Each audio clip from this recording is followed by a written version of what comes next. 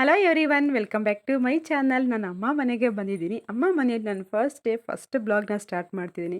ನಿದ್ದೆ ಎದ್ದೇಷ್ಟೊತ್ತಿಗೆ ಸೂರ್ಯೋದಯ ಆಗ್ತಿತ್ತು. ಎಷ್ಟು ಚೆನ್ನಾಗಿತ್ತು ಆ ವ್ಯೂನ ಎಂಜಾಯ್ ಮಾಡೋಕ್ಕೆ, ನೋಡೋಕ್ಕೆ ತುಂಬಾ ಖುಷಿ ಆಗ್ತಿತ್ತು. 6 ಗಂಟೆಗೆ ಎದ್ದಿದ್ದೆ ವಾಕ್ ಮಾಡೋಣ ಅಂತ. ಸೊ ಅಷ್ಟೊತ್ತಿಗೆ ಆ ಕೋಳಿ ಕೂಗೋ ಸೌಂಡು, ಆ ಹಕ್ಕಿಗಳೆಲ್ಲ ಚಿಲಿಪಿಲಿ ಸೌಂಡು ತುಂಬಾ ಚೆನ್ನಾಗಿತ್ತು. ಕೇಳೋಕ್ಕೆ ಒಂಥರ ಹಿಂಪಾಗಿತ್ತು. ವಾಕ್ ಎಲ್ಲ ಮುಗಿಸ್ಕೊಬಂದು ಹಾಗೆ ನಾನು ಸಹ ವೆಜಿಟೇಬಲ್ ಜ್ಯೂಸ್ನ ತಗೊಂಡೆ. ಸೊ ಅಲ್ಲಿದ್ದಾಗ ಯಾವ ಥರ ಲೈಫ್ ಸ್ಟೈಲ್ನ ಮಾಡ್ತೀನಿ, ಇಲ್ಲಿಗೆ ಬಂದ ಮೇಲೆ ಸೇಮ್ ನನ್ನ ಲೈಫ್ ರೊಟೀನ್ ಹಾಗೆ ಇರುತ್ತೆ. ವೆಜಿಟೇಬಲ್ ಜ್ಯೂಸ್ ಎಲ್ಲ ಕುಡಿದ ಮೇಲೆ ಈಗ ಬ್ರೇಕ್ಫಾಸ್ಟಿಗೆ ಅಂತ ಪನ್ನೀರ್ ಮಸಾಲ ಹಾಗೆ ಇದಕ್ಕೆ ಕಾಂಬಿನೇಷನ್ ಆಗಿ ಬೀಟ್ರೂಟ್ ಚಪಾತಿ ಮಾಡ್ತೀನಿ. ಇವೆರಡು ಕಾಂಬಿನೇಷನ್ ಹೆಲ್ದಿಯಾಗಿರುತ್ತೆ, ಅಷ್ಟೆಲ್ಲ ತುಂಬ ಟೇಸ್ಟಿಯಾಗಿರುತ್ತೆ ಬೀಟ್ರೂಟ್ ಚಪಾತಿ ಪನ್ನೀರ್ ಮಸಾಲೆಗೆ ಅಂತೇಳ್ಬಿಟ್ಟು. ಈಗ ಪನ್ನೀರ್ ಮಸಾಲೆಗೆ ಒಂದು ಮಸಾಲ ಪ್ರಿಪೇರ್ ಮಾಡ್ಕೊತಿದ್ದೀನಿ. ಇದಕ್ಕೆ ಒಂದು ಬಾಣಲೆಗೆ ಒಂದು 2 ಸ್ಪೂನಷ್ಟು ಆಯಿಲ್ನ ಸೇರಿಸ್ಕೊಂಬಿಟ್ಟು, ನಾನು ಮಾಡ್ತಿರೋಂಥ ಕ್ವಾಂಟಿಟಿ ಇವತ್ತು ಒಂದು 100 ಗ್ರಾಮ್ ಪನ್ನೀರನ್ನ ತೊಗೊಂಡಿದ್ದೀನಿ. 4 ಜನಕ್ಕೆ ಆಗೋಷ್ಟು ಕ್ವಾಂಟಿಟಿನ ಮಾಡ್ತಿದ್ದೀನಿ. ಇದಕ್ಕೆ ಒಂದು ಬೆಳ್ಳುಳ್ಳಿ ಹಾಗೆ ಸ್ವಲ್ಪ ಶುಂಠಿನ ಸೇರಿಸ್ಕೊಂಡು ಫ್ರೈ ಮಾಡ್ಕೊಳ್ಳೋಣ. ಹಳ್ಳಿಯಲ್ಲಂತೂ ಈ ನೇಚರ್ನ ಎಂಜಾಯ್ ಮಾಡೋಕ್ಕೆ ತುಂಬಾ ಚೆನ್ನಾಗಿರುತ್ತೆ. ಸೊ ಬೆಳಿಗ್ಗೆ ವಾಕ್ ಮಾಡ್ತಿರ್ಬೇಕಾದ್ರೆ ಆ ಗ್ರೀನ್ ಲ್ಯಾಂಡ್ ಇರುತ್ತಲ್ಲ, ತುಂಬಾ ಇಷ್ಟ ಆಗುತ್ತೆ. ಗ್ರೀನ್ ನೇಚರು ತುಂಬ ಎಂಜಾಯ್ ಮಾಡಿಕೊಂಡೇ ವಾಕ್ ಮಾಡ್ತೀವಿ ಬೆಳಿಗ್ಗೆ ಹೊತ್ತು. ಬಟ್ ಅಲ್ಲಿರ್ಬೇಕಾದ್ರೆ ಇಷ್ಟೊಂದು ಕಂಫರ್ಟ್ ಆಗಿರಲ್ಲ. ಬಟ್ ಹಳ್ಳಿಯಲ್ಲೇ ತುಂಬಾ ಚೆನ್ನಾಗಿರುತ್ತೆ. ನನಗಂತೂ ತುಂಬಾ ಇಷ್ಟ ಆಗುತ್ತೆ ಇಲ್ಲಿ ನೇಚರು. ಶುಂಠಿ ಮತ್ತು ಬೆಳ್ಳುಳ್ಳಿ ಫ್ರೈ ಆದಮೇಲೆ ಅದಕ್ಕೇ ಒಂದು 2 ಈರುಳ್ಳಿನ ಸಣ್ಣಕ್ಕೆ ಕಟ್ ಮಾಡಿಕೊಂಡು ಅದನ್ನು ಸೇರಿಸ್ಕೊಂಡು ಫ್ರೈ ಮಾಡ್ಕೊಳ್ಳೋಣ. ಸೊ ನಾನು ಪನ್ನೀರನ್ನು ನೈಟೇ ಮಾಡ್ಕೊಂಡು ಇಟ್ಕೊಂಡಿದ್ದೆ. ಇಲ್ಲೇ ಒಂದು ಡೈರಿಯಲ್ಲಿ 1 ಲೀಟರಷ್ಟು ಹಾಲನ್ನ ತರಿಸ್ಕೊಂಡ್ಬಿಟ್ಟು ಪನ್ನೀರನ್ನ ಮಾಡ್ಕೊಂಡಿದ್ದೆ.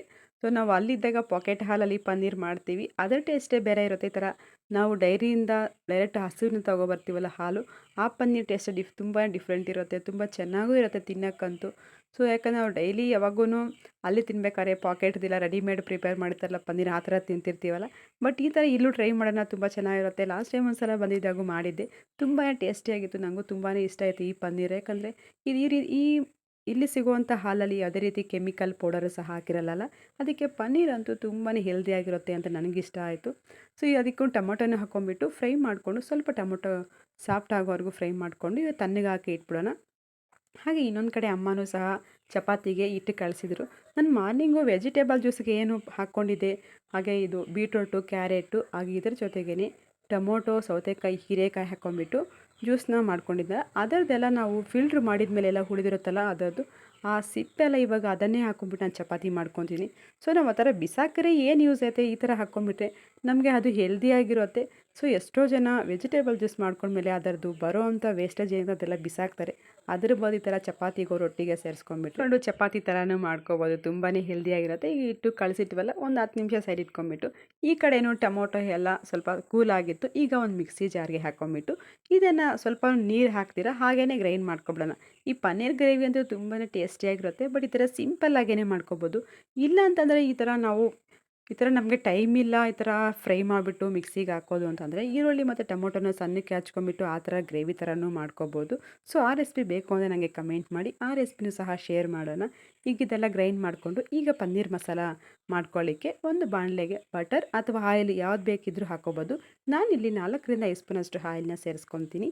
ಆಯಿಲು ಸ್ವಲ್ಪ ಬಿಸಿ ಆದಮೇಲೆ ಇದಕ್ಕೆ ಒಂದು 2 ಲವಂಗ ಹಾಗೆ ಸ್ವಲ್ಪ ಚಕ್ಕೆನ ಹಾಕ್ಕೊಂಬಿಟ್ಟು, ಇದ್ರ ಜೊತೆಗೆ ಒಂದು ಪಲಾವ್ ಎಲೆ ಹಾಗೆ ಖಾರಕ್ಕೆ ತಕ್ಕಂತೆ ಖಾರದ ಪುಡಿನ ಸೇರಿಸ್ಕೊಂಡು, ಜಸ್ಟ್ ಖಾರದ ಪುಡಿ ಹಾಕಿದ ಮೇಲೆ ಒಂದು 30 ಸೆಕೆಂಡ್ ಅಷ್ಟೇ ಫ್ರೈ ಮಾಡ್ಕೋಬೇಕಂದ್ರೆ, ಇಲ್ಲಾಂದರೆ ಅದು ಚಿಲ್ಲಿ ಪೌಡರ್ನ ಬಿಸಿ ಆಯಿಲ್ಗೆ ಹಾಕಿರ್ತೀವಲ್ಲ ಬೇಗನೆ ಘಾಟ್ ಬಂದುಬಿಡುತ್ತೆ. ಅದಕ್ಕೆ ಒಂದು 30 ಸೆಕೆಂಡ್ಸ್ ಅಷ್ಟೇ ಫ್ರೈ ಆದರೆ ಸಾಕು. ಈಗ ನಾವು ಮೊದಲೇ ಗ್ರೈಂಡ್ ಮಾಡಿದಂಥ ಮಸಾಲೆ ಐತಲ್ಲ, ಈರುಳ್ಳಿ ಮತ್ತು ಟೊಮೊಟೊ ಗ್ರೈಂಡ್ ಮಾಡ್ಕೊಂಡಿರ್ತೀವಲ್ಲ, ಆ ಮಸಾಲೆನ ಹಾಕ್ಕೊಂಬಿಟ್ಟು ಅದು ಸ್ವಲ್ಪ ಆಯಿಲೆಲ್ಲ ಚೆನ್ನಾಗಿ ಕುದಿ ಬರಬೇಕು. ಸ್ವಲ್ಪ ಹಸಿ ವಾಸನೆ ಹೋಗೋವರೆಗೂ ಒಂದು 3ರಿಂದ 4 ನಿಮಿಷ ಫ್ರೈ ಮಾಡಿಕೊಂಡು, ಅದು ಸ್ವಲ್ಪ ಆಯಿಲೆಲ್ಲ ಬಿಟ್ಕೊತಿರುತ್ತೆ. ಅಂಥ ಟೈಮಲ್ಲೇ ನಮ್ಗೆ ಇನ್ನೂ ಸ್ವಲ್ಪ ನೀರಿನ ಕ್ವಾಂಟಿಟಿ ಬೇಕು ಅಂತಂದರೆ ಇನ್ನೂ ಸ್ವಲ್ಪ ಅದೇ ಮಿಕ್ಸಿ ಜಾರ್ಗೆ ನೀರನ್ನ ಹಾಕ್ಕೊಳ್ಳೋಣ. ಸೊ ನಾವು ಚಪಾತಿಗೆ ಪನ್ನೀರ್ ಗ್ರೇವಿ ಮಾಡ್ತಿರೋದ್ರಿಂದ ಸ್ವಲ್ಪ ಗಟ್ಟಿಯಾಗೇ ಇರಬೇಕು. ಯಾಕಂದರೆ ಪನ್ನೀರ್ ಗ್ರೇವಿನೂ ಸ್ವಲ್ಪ ದಪ್ಪನೇ ಇರುತ್ತಲ್ವ, ಚಪಾತಿಗೆ ಪೂರಿಗೆ ಆಗಲಿರಲಿ ಸ್ವಲ್ಪ ಗಟ್ಟಿ ಇದೆ, ತುಂಬಾ ಚೆನ್ನಾಗಿರುತ್ತೆ. ಈಗ ನೀರು ಬೇಕಾದಷ್ಟು ಸೇರಿಸ್ಕೊಂಡ್ಬಿಟ್ಟು ಎಲ್ಲ ಕುದಿಯೋಕೆ ಬಿಟ್ಬಿಡೋಣ. ಒಂದು 5ರಿಂದ 10 ನಿಮಿಷ ಚೆನ್ನಾಗಿ ಕುದಿ ಬಂದರೆ ಪರ್ಫೆಕ್ಟಾಗಿ ಗ್ರೇವಿ ಕುದಿದೆ ಅಂತ. ಈ ಟೈಮಲ್ಲೇ ಇದಕ್ಕೆ ರುಚಿಗೆ ತಕ್ಕಷ್ಟು ಉಪ್ಪು ಹಾಗೆ 1 ಸ್ಪೂನಷ್ಟು ಗರಂ ಮಸಾಲ ಸೇರಿಸ್ಕೊಂಡು 10 ನಿಮಿಷ ಕುದಿಸ್ಕೋಬೇಕು. ಆಮೇಲೆ ಇದಕ್ಕೆ ಪನ್ನೀರನ್ನ ಕಟ್ ಮಾಡಿಬಿಟ್ಟು, ನಮಗೆ ಯಾವ ಸೈಜಲ್ಲಿ ಕ್ಯೂಬ್ಸ್ ಬೇಕು ಅಂದರೆ ಆ ಸೈಜಲ್ಲಿ ಕಟ್ ಮಾಡಿಬಿಟ್ಟು ಪನ್ನೀರನ್ನ ಆ್ಯಡ್ ಮಾಡಿಕೊಂಡು ಒಂದು 3ರಿಂದ 4 ನಿಮಿಷ ಕುದಿಯೋಕೆ ಬಿಟ್ಬಿಡೋಣ.